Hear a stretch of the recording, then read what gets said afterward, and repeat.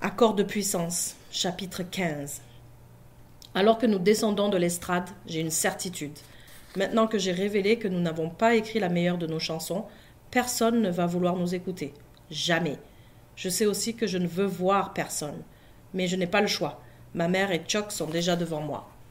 Chérie, j'ai adoré. Pourquoi n'as-tu jamais joué cette chanson pour moi avant? Quelle sensibilité. Merci, maman. Ne sois pas sarcastique, mon chéri. J'ai dû bouleverser mon horaire. Mais je n'aurais manqué ça pour rien au monde. Et regarde qui j'ai rencontré la semaine dernière. Dave, dit Chuck tout souriant. Ça va? Il me tend la main. Les miennes sont pleines. Il s'en rend compte et rit. Je sais ce que c'est, dit-il. Sa moustache est plus courte maintenant. Il a un peu grossi. Quelle soirée, dit-il. Ça m'a ramené des années en arrière. Qui aurait cru que des jeunes écouteraient cette chanson? J'ai beaucoup aimé ce que vous en avez fait. Tâchez de faire fortune et nous partagerons. Il faudrait jouer ensemble. Tu as encore la guitare? Je fais signe que oui. Super, dit Chuck. Je n'ai pas touché à une guitare depuis très longtemps. Maintenant, je vends des maisons, comme ta mère. On se revoit bientôt, d'accord? J'incline de nouveau la tête. Je suis abasourdi. Ma mère pose son bras sur celui de Chuck et dit « Nous allons manger une bouchée. Veux-tu venir avec nous ?»« Je devrais rester ici, dis-je. » Ma mère sourit et ajoute « D'accord, on se voit plus tard. » Danny et Crado sont occupés à ranger leurs instruments. Ils évitent mon regard. Je dépose l'ampli qui pèse une tonne. « Écoutez, dis-je, je suis désolé, mais je les ai vus entrer. Je n'avais pas le choix. »« Ah, t'en fais pas, dit Danny en haussant les épaules.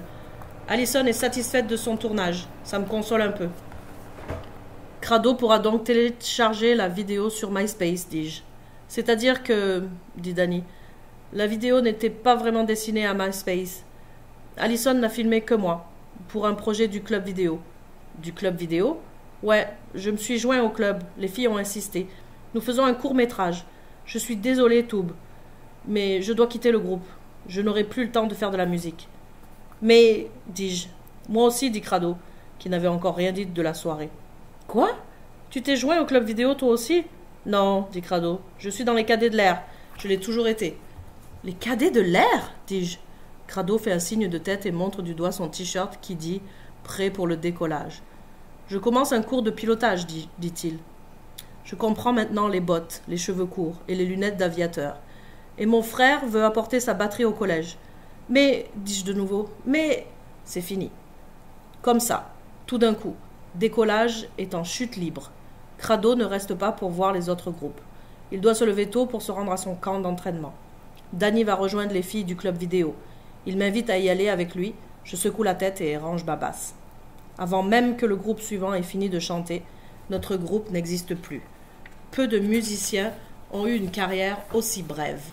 Mon avenir consiste à faire de la musique avec un agent immobilier presque chauve qui porte des chapeaux ridicules et sort avec ma mère. Je suis accroupi près de mon étui de basse, adossé au mur, à contempler le plancher, lorsque j'aperçois des bouts de mocassins. Oh non, c'est la dernière personne que j'ai envie de voir en ce moment. Lisa s'accroupit à côté de moi. « Allô ?» dit-elle. « Allô, ils sont bons, dis-je en faisant un signe de tête vers la scène. »« Ouais, répond Lisa. Pas comme nous étions pourris. »« Ne m'en parle pas, dis-je en haussant les épaules. Au moins vous, peu importe. J'ai aimé ta chanson. Merci, dit-elle. Pourquoi l'avez-vous changée, dis-je. Je l'aimais mieux en rock. Moi aussi, dit-elle, mais le groupe voulait faire une ballade. Et Grant n'arrivait pas à jouer le riff de basse que tu m'avais montré. C'est dommage, dis-je. Lisa incline la tête. C'est comme pour la tienne, dit-elle. Sans vouloir t'offenser, le guitariste aurait dû la chanter. Et toi, tu aurais pu briller à la basse. J'incline la tête. Eh bien, dis-je, il ne l'avait pas apprise. Alors j'ai dû la chanter, mais peu importe. La chanson n'était pas prête, les paroles ne sont pas au point, et de toute façon, ça n'a vraiment plus aucune importance. Nous venons de nous séparer. Nous aussi, dit Lisa. Ton groupe se sépare? Pourquoi? Elle pousse un soupir, puis replace une mèche derrière son oreille et dit « Parce que nous sommes pourris. C'est ce que je leur disais toujours, mais personne ne voulait prendre le temps de répéter. Je réfléchis à ce qu'elle vient de dire. Ça me donne une idée.